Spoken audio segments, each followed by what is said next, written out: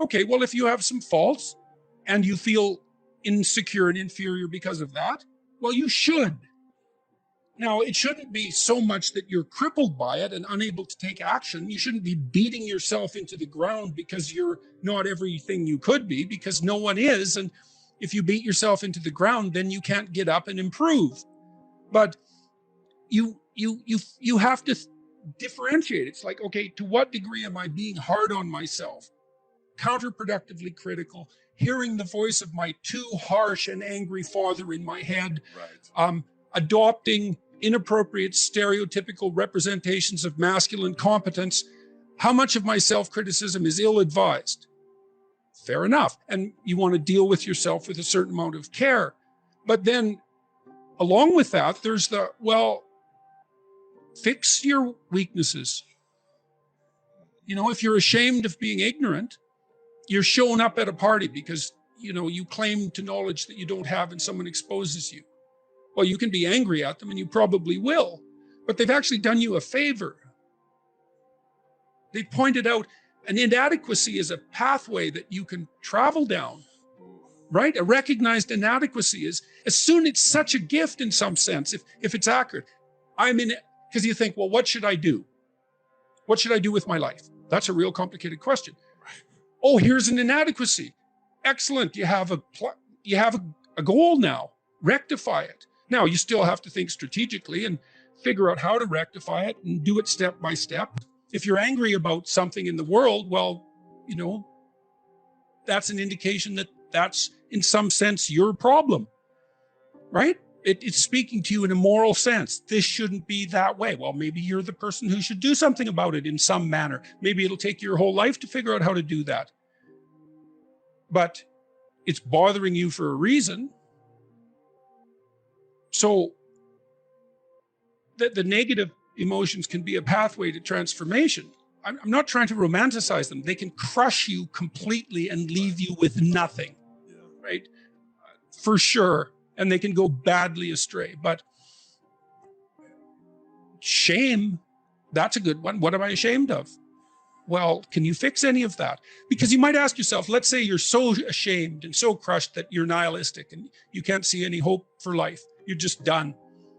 You might think, well, what if I was less ashamed? Like, I'm not going to jump off the bridge today. I'm going to wait a year. I'm going to work on these things that I'm ashamed of. And just see, like, does my life improve enough so that I'm not so bitter about it now, or I'm not so hopeless about it now? And my experience has generally been that works. It works. And then some of it's practical knowledge too. It's like you can get a really long way with very small changes, incremental changes, micro habit changes. So aim low. Don't have big goals or big transformations. Well, you can, but the problem with a big goal is that it's daunting enough so that it might paralyze you, and there's a high probability of failure. And so imagine that you're your own child. Okay, now imagine you love this child, and you would like him, we'll say him because it's you and I talking, to succeed. Now, you have an ideal for this child. You'd like him to grow up to be the best he can be, better than you, the best man he can be. That's what you want for your son, if the good part of you is talking.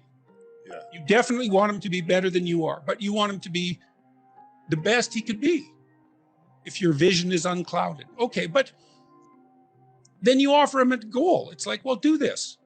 Well, can he do it? Well, if he can do it without a second's thought, there's no challenge in it. There's no developmental impetus. It's not in the zone of proximal development. You want a goal that you can do, but that requires some improvement on your part. Because you want to attain the goal, that's satisfying, but then you want to make yourself into the thing that can attain goals. And so you want to push yourself. Yeah. You want to push yourself a bit further. Yeah. Yes. And there's an ample psychological literature that suggests that that's where maximal motivation is to be found. Interesting. So you're pursuing a goal, but you're also pursuing the goal of transforming yourself at the same time. You're doing both of those at the same time. I would say start where you can start. You know, if something announces itself to you, which is a strange way of thinking about it, as in need of repair, that you could repair, then hey, fix it. You fix 100 things like that, your life will be a lot different. Now, I often tell people too, fix the things you repeat every day, because people tend to think of those as trivial, right? You get up, you brush your teeth, you have your breakfast, you have your routines that you go through every day. Well, those probably constitute 50% of your life. And people think, well, they're mundane, I don't need to pay attention to them. It's like, no, that's exactly wrong. The things you do every day, those are the most important things you do. Hands down. All you have to do is do the arithmetic. You figure it out right away. So 100 adjustments to your broader domain of being, and there's a lot less rubbish around and a lot fewer traps for you to step into. And so that's in keeping with Jung's idea about erasing once you've got your mind and your emotions together, and once you're acting that out, then you can extend what you're willing to consider yourself and start fixing up the things that are part of your broader extent. So, just because while you're experiencing things announce themselves as in need of repair doesn't mean that it's you right then and there that should repair them. You have to have some humility. You don't walk up to a helicopter that isn't working and just start tinkering away with it. You have to stay within your domain of competence. But most of the time, if people look at their lives, it's a very interesting thing to do. I like the idea of the room, because you can do that at the drop of a hat. You go back to where you live and sit down and think, okay, I'm going to make this place better for half an hour. What should I do?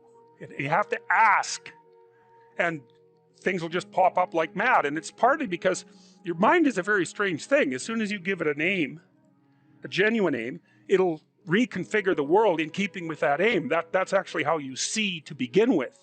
And so if you set it a task, especially, you have to be genuine about it, which is why you have to bring your thoughts and emotions together, and then you have to get them in your body so you're acting consistently. You have to be genuine about the aim, but once you aim, the world will reconfigure itself around that aim, which is very strange.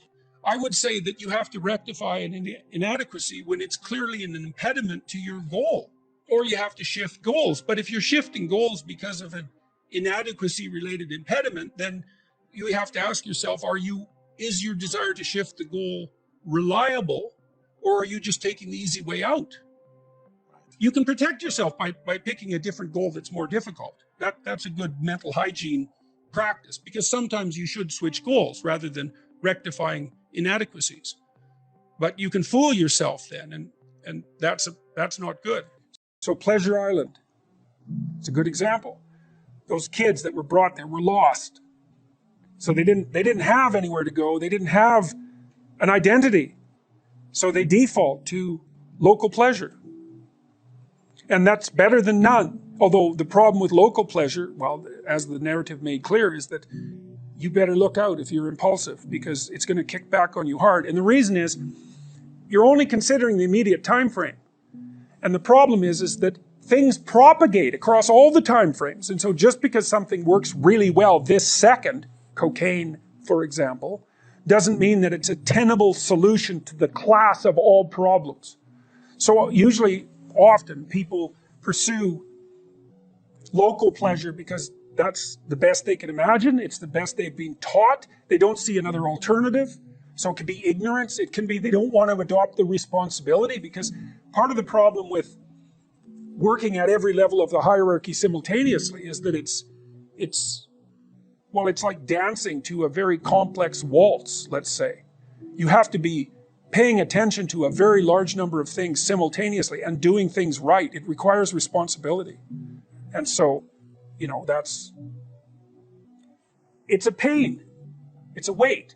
Part of the reason people drink alcohol is to get rid of their responsibility. I mean, that's, you hear people drink because they have problems. It's like, no. Some people drink because they're anxious, and alcoholics drink because they're in withdrawal. But young people drink because they're sick and tired of being responsible, because it's annoying. It's like, so I'll drink enough, I won't care about the medium to long-term consequences, because alcohol, that's exactly what alcohol does. It doesn't make you ignorant of the medium to long-term consequences, but it makes you not care about them. And partly it's because it dampens anxiety. So it dampens anxiety, leaves your positive emotion circuits intact, so then you can go out there and do stupid, fun things. And that's a party, really. Let's go do stupid, fun things. That's a party. But the medium to long-term consequences it's risky.